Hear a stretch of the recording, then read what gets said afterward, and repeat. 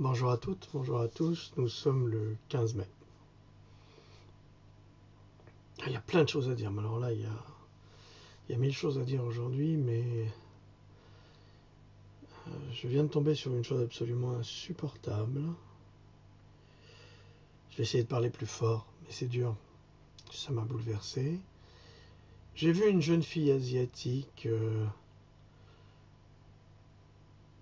avec un couteau, un billot. Il y avait un bébé chien, un petit berger allemand qui était là. Il était couché, elle a pris sa patte qu'elle a mise sur le billot et elle lui a coupé.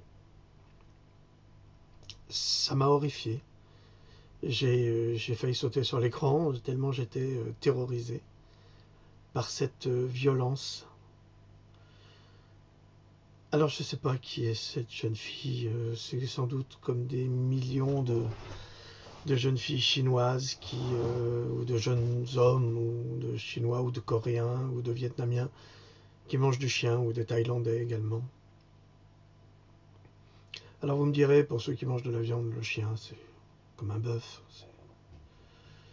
Qui vole un œuf vole un bœuf et tue un chien. C'est rien. Mais non, c'est pas vrai. Un chien, c'est pas qu'un chien.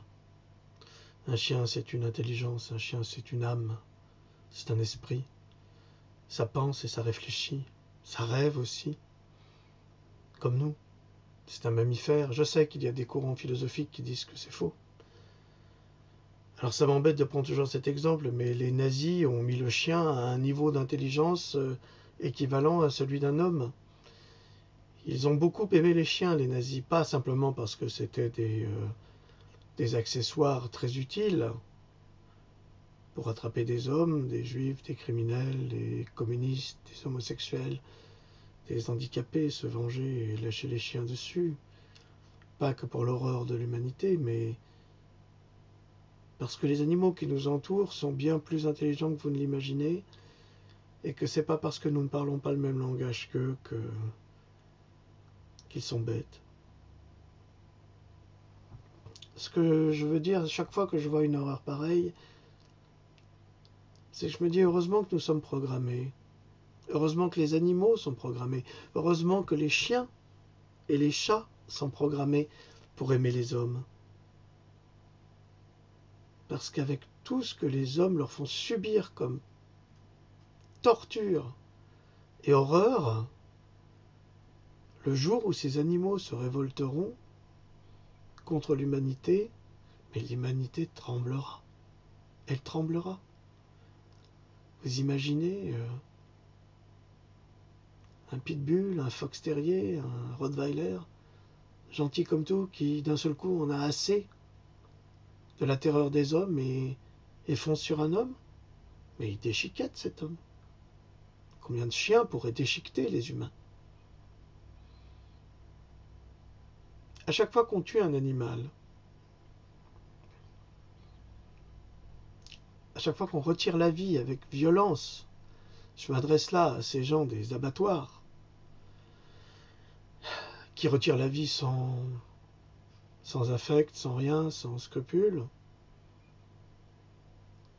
Ils retirent à la planète une énergie positive qui est censée nous améliorer et nous faire grandir. Tant que nous serons dans le mécanisme de l'horreur sur l'animal, reproduit sur l'humain, parce qu'on a traité les Indiens en Amérique de la même façon qu'on traite les animaux. Tant que nous serons dans cette logique de l'horreur, nous ne pourrons pas accéder au niveau de conscience qui nous permettront d'évoluer. Nous resterons toujours des sauvages, parce que nous sommes bien plus sauvages que les tribus primitives que nous considérons comme sauvages. Parce que les tribus primitives, elles, respectent la nature, le biotope, comme j'en ai parlé la dernière fois, et les animaux. Donc il faut absolument qu'il y ait une prise de conscience, et il faut lutter contre ces humains qui sont sans pitié dans le massacre mais gratuit, des animaux comme les chiens ou les chats, ou les cochons d'Inde hein, qu'on mange de la même façon.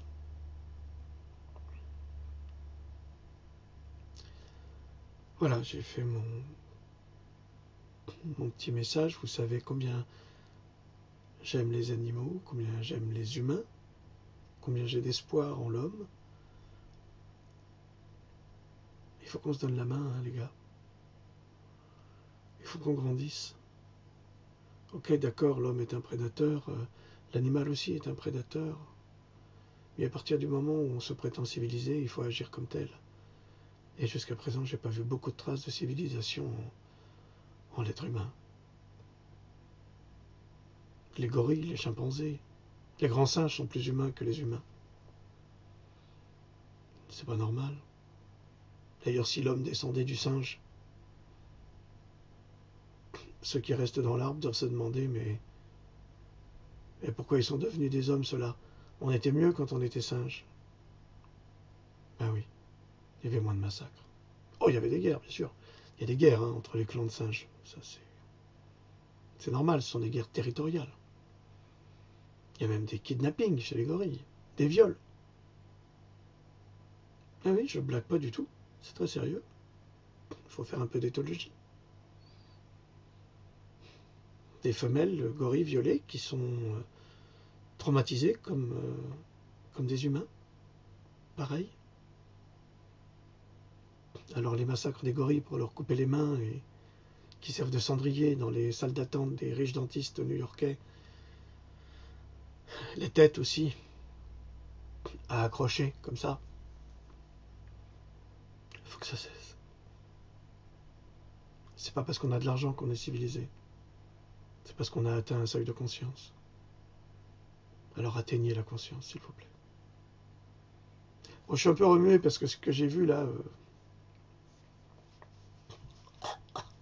ça me reste là. Et je dois dire que ça réveille en moi une certaine forme de colère.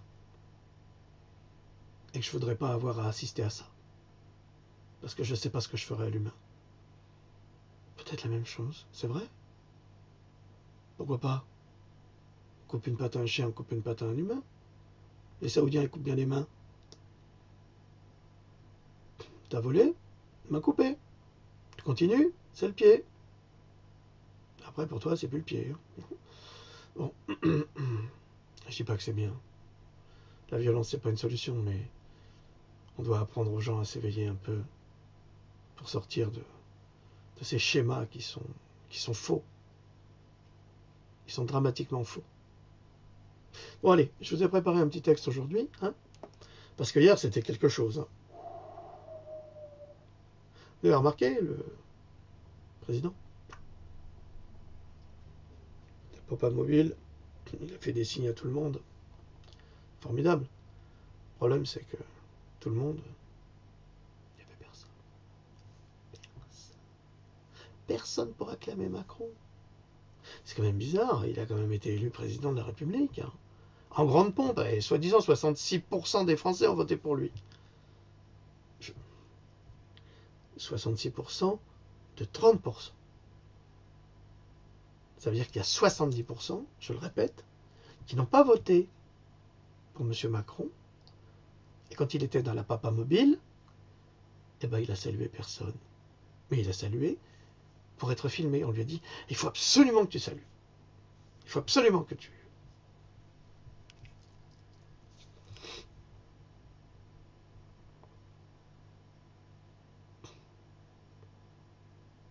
Quand on demande à quelqu'un de saluer et qu'il n'y a personne, c'est quoi? Une marionnette?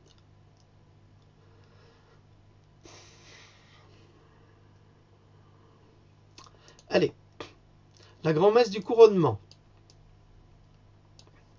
Notre siècle allait sur ses 17 ans, l'âge de la déraison et des illusions encore à perdre par une pluvieuse matinée de mai. La France se réjouissait, les lèvres pincées, un doigt dans l'oreille, pour atténuer le hurlement des sirènes qui agitaient la queue des songes sur son passage. des bruits et de poussière et des cris sans fureur. Comme une grêle attendue mais pas suspectée dans la violence, il attaque dans le vif. Il n'est même pas encore couronné qu'il charge les retraités de sa brigade légère, leur pension, et sans clémence passagère. Clémence qui dévore avec Clémentine un agrume terre, bleu comme une orange serpentine. Entre guillemets. Jamais une erreur, les mots ne mentent pas. Ils ne vous donnent plus à chanter. Autour des baisers de s'entendre, les fous et les amours, elle sa bouche d'alliance, tous les secrets, tous les sourires, et quel vêtement d'indulgence, à la croire toute nue. Magnifique poème de Paul Éluard, la terre est bleue comme une orange. Il faut toujours rendre hommage à ces grands auteurs de notre langue. Parce que même si vous ne les avez pas vus, même si vous ne les avez pas lus, vous les avez entendus. Ils trottent dans votre tête sans que vous le sachiez, donc ça fait du bien de se remémorer les belles choses du passé. Bien qu'il faut voir l'avenir. Mais si à chaque fois on ne voit que l'avenir, dans le fond on n'avance pas. On stagne. Donc il faut se nourrir du passé, de ses erreurs, et grandir pour aller de l'avant. À destination, le roitelet marche sur le pavé bruni par la pluie, courbant la nuque, mais pas l'échine. Le bœuf ne souhaite jamais être découpé comme il découpera la nation de ce pays. Pays de région divisé par la mauvaise volonté des dirigeants atomisés. Il agite les bras comme un enfant ravi d'assister au défilé des souvenirs par le toit de sa papamobile, mais il les agite pourquoi au juste? Pour qui? Son peuple? Son peuple n'est pas venu l'acclamer. Où est ce peuple qu'il aime tant et qui est... Où est ce peuple qu'il aime tant et qui l'a mis au pouvoir en cassation? Je vous l'avais dit, Jean Droc, c'est difficile à lire. Même pour moi, je me surprends moi-même. Où est ce peuple qu'il aime tant et qui l'a mis au pouvoir en cassation? Où sont tous ces votants qui auraient fait de lui ce roi méritant? Eh bien, le peuple a raté la station. Peut-être dort-il encore dans les bras de Morflée, après le coup qu'il a pris. En regrettant avec amertume ce jeune gars à la tribune, son discours vide a bien marqué les esprits qui se sont abstenus sur son salut. Le peuple se sentirait-il déjà trahi par cette comédie humaine? Celui qui n'a pas de leçon à prendre croit naïvement qu'il a à en donner, lui qui a déjà trahi ses amis. Le bai roux, à moitié chauve, en favorisant la manœuvre, qui le prive de participation à son gouvernement. N'oublions pas que notre président s'accorde avec tout le monde et n'importe qui. Mais, après courte réflexion, il se désolidarise de ses flatteurs et de ses importuns, car l'homme a peu de paroles. C'est en langage courant un faux cul permanent. Sache-le, toi qui l'as élu, tu ne peux pas lui faire confiance. Il change d'avis comme d'autres changent de chemise. Tu verras, tu comprendras bientôt. Élu à quelques millions d'aveugles, il feindra d'exécuter les volontés du peuple pour les trahir aussitôt. C'est sa manière de faire, au point que la presse dresse le portrait du garçon parfait, et c'est de cette même perfection illusoire dont nous allons pâtir, car la censure se met lentement en place. Bientôt je ne pourrai plus m'exprimer, vous n'aurez plus à m'entendre, ce sera la voix de l'opprimeur des opprimés. Mais le grand guignol joue son théâtre, le Mozart de la finance, qui a gagné 5%. Écoutez bien. Le Mozart de la finance, donc Emmanuel Macron, a gagné 5% de 9 milliards d'euros. 9 milliards d'euros, 5%. Je ne sais même pas combien compter. Je ne sais même pas ce que ça fait. Ceux qui savent calculer les pourcentages n'hésiteront pas à le noter. 5% de 9 milliards d'euros, qu'a gagné Emmanuel Macron dans cette vente.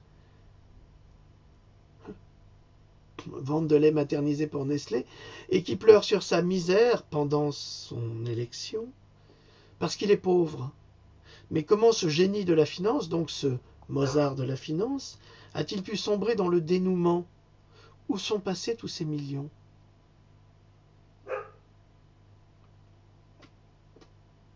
C'est pas 9 millions, c'est pas 10 millions, c'est des centaines de millions, là. On se demande où il les a placés. Parce que ça ne se dépense pas comme ça. Et un banquier, vous le savez, ne dépense jamais son argent. Il dépense toujours l'argent des autres. Donc son argent est bien quelque part. Mais où? Ça, Père les Popettes, on se le demande. Mais hier, il est arrivé biscuit trempé à la tribune, avec un masque de gravité, et maman l'a seriné, ouvrez les guillemets. Mais enfin, tu es tout mouillé, tu vas attraper la mort avant qu'elle ne te rattrape. Encore fût-il qu'il soit un satrape. Un satrape, c'est un protecteur du pouvoir. Cours après moi que je t'attrape dans le sol pour disparaître. Mais qui t'a payé le costume, dis-moi, avant que tu t'enrhumes? Il est à présent tout froissé, comme tes idées de président de roman. N'oublie jamais que la matrone, c'est moi à présent. C'est toi le président, mais les ficelles, c'est moi qui les tire. Et gare à toi d'envoyer des baisers à ces jeunes satyres, le chibre éméché d'un Priape possédé. Je l'ai vu, ils t'ont lancé sourire sur un parterre de sbires. Prends garde à ne pas tomber en disgrâce pour une histoire de mauvaise farce. Tes fesses à fesses sont ennuyants. Ils vont finir par croire que tu étais dedans, les fesses de maman. Si seulement ils savaient que je n'ai plus de dents. Quand je les regarde, je vois le monde entier, et à cet instant tombe dans mon verre monde entier. Mince alors, je me suis faite baiser, dit-elle, dépitée. Mais non, ma belle, ce sera parfait pour déguster du Brigitte d'agneau, à côté de sa palette à la diable. Moule marinière, albarac à frites, Momo se frotte les mains d'étaler sa picalili dans le barquette. Allez à l'Élysée. Ne cessez jamais de vous enculturer. Macron dans le pouvoir a mis le pied. Avec le cul farci, il s'en sortira le cul béni. C'est une histoire de poulet en batterie. Sera-t-il bientôt maudit? Certes, l'affaire ne fait pas de doute. Voici le nez de Marianne qui goûte. Il chantera les louanges d'une France qu'il aura achevé de détruire, mais toujours avec le sourire. Français, cessez de vous plaindre. Vous avez voté pour si mauvais parti, un pied dans un lit, un pied dans la tombe. Vous avez oublié que vous aviez tort, et d'être fier et de défendre la République tout entière, sans le remords. Où serez-vous lorsqu'il déclarera la guerre pour envoyer vos enfants se battre à sa place et tuer de pauvres gens? Êtes-vous complice de cet innocent au sourire cannibale et aux mains en sang? Ne voyez-vous pas la farce électorale qui s'est jouée, telle une hockey chorale après un rendez-vous? Direz-vous, ah, mais on ne savait pas, il avait l'air si gentil. Nous ne savions pas que le Premier ministre désigné l'était par le groupe Bilderberg. Nous serions-nous fait avoir? Non, quelle question! Angel Fest ne trahirait jamais la confiance du peuple. Ah bon? Ne l'a-t-il pas déjà fait? Lecteurs, lectrices, ne vous a-t-on pas appris qu'il faut se méfier de l'eau qui dort, et que la bite ne fait pas le moine? À présent, il nous reste à subir toutes les fourberies de Tartuffe, ou de Sganarelle, de Panurge et de son troupeau. Avec, entre guillemets, je cite un Marot qui, hier soir, a fait les éloges de son maître, avec l'espérance que cela suscite une mobilisation collective des Françaises et des Français. Ce n'est pas un spectacle dans lequel un homme et une femme, fermez les guillemets, mais où est Claude Lelouch? Où sont Jean-Louis et Anouk? Où sont les citoyens dont nous parle le crétin sur le parcours? Il y en eut si peu qui étaient pour. Où sont ces Françaises et ces Français, cette mobilisation collective dont le menteur nous parle? Pauvre affabulateur. Je reprends ces termes, l'image de la France en ayant mis un homme de 40 ans à la tête d'un pays. Décapité, le pays est trahi, et c'est un barbon à moitié sénile qui fait cette annonce publique après le couronnement de ce roi impudique.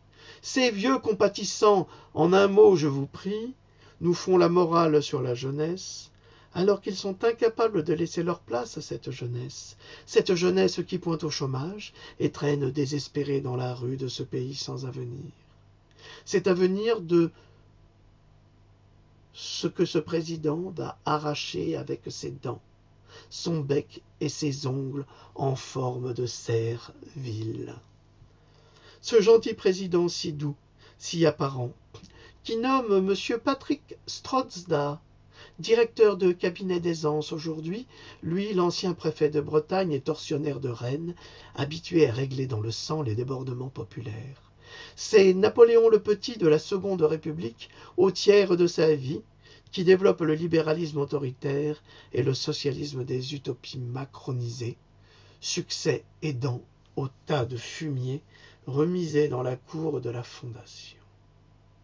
Hypocrite comme une chèvre ou comme un vieux bouc qui se pisse dans la barbe pour se convaincre que son discours vaut de l'or, dans la bouche d'un effet miné par la politique de droite et d'une fausse gauche misérable. Savez-vous pourquoi le bouc sent si mauvais? Le malin se pisse dans la barbe, et en répandant toutes ces hormones mêlées d'urine, il excite ces chevrettes chagrines, qui succombent à son charme inouï. C'est inuit, comme disait l'Esquimau. Ouais, on peut toujours essayer. Couronnement ridicule de l'incompétence sublime, qu'ils veulent nous faire passer pour le salut de la France, et les journalistes niais pompeux à moitié gaga, qui admirent un homme qu'ils ne connaissent pas. Ah, on en a entendu de belles hier.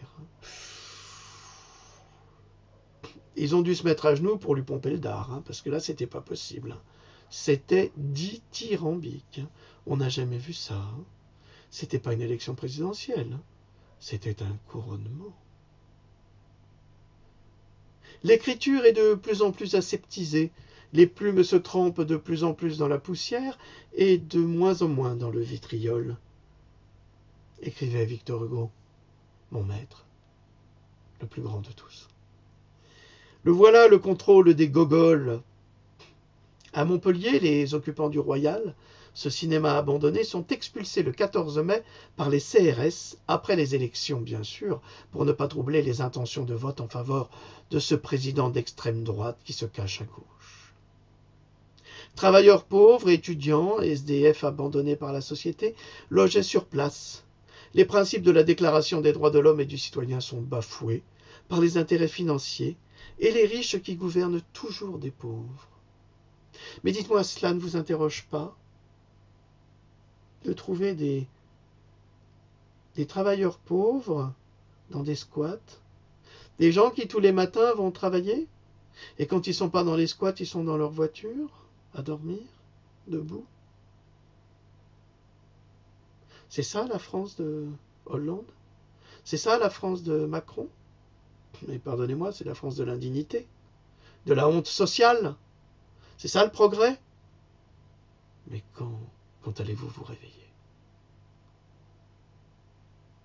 Allez-vous enfin comprendre qu'il faudrait à la France un président pauvre qui comprenne les difficultés du peuple et pas des fraudeurs fiscaux, aussi jeunes qu'ils soient?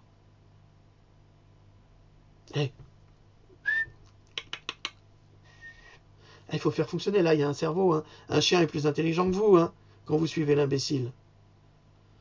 La farce n'a-t-elle pas assez duré? Malheureusement, elle vient de commencer. Et pour 5 ans, nous l'ont imposée. C'est pas formidable? Nous vivons une époque formidable. Salut.